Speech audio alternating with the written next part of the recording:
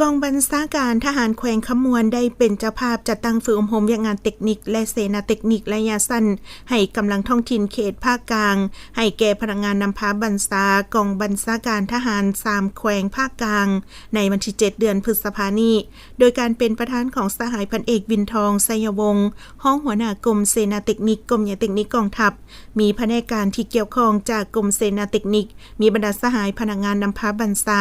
ห้องเทคนิคกองบัญชาการทหาร3แขวงภาคกลางคือ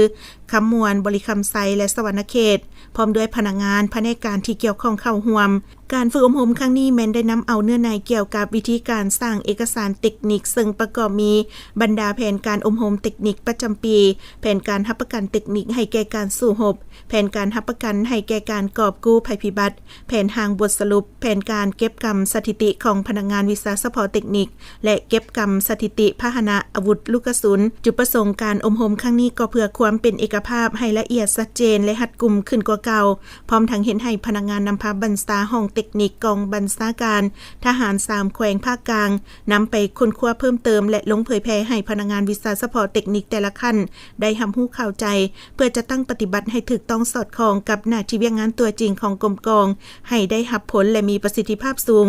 โอกาสนี้สหายพันเอกวินทองไสยวงศ์ได้มีคำเห็นเน้นหนักให้คณะพักคณะบัญชาแผนกการที่เกี่ยวข้องในกำลังท้องถิ่นเขตภาคกลางจงพร้อมกันนำเอาเนื้อในและเอกสารที่มาเผยแพร่ครั้งนี้ไปจะตั้งปฏิบัติเข้าในหน้าที่งานอยู่บรรดากรมกองท้องถิ่นตัวจริงเอาใจใส่ปกปักรักษาบรบัตรพัดเสร็จอาวุธยุทโธปกรณ์และพาหนะเทคนิคต่างๆให้ถูกต้องสอดคล้องตามระเบียบหลักการของเทคนิคเพื่อรับประกันพาหนะเทคนิคให้นำใช้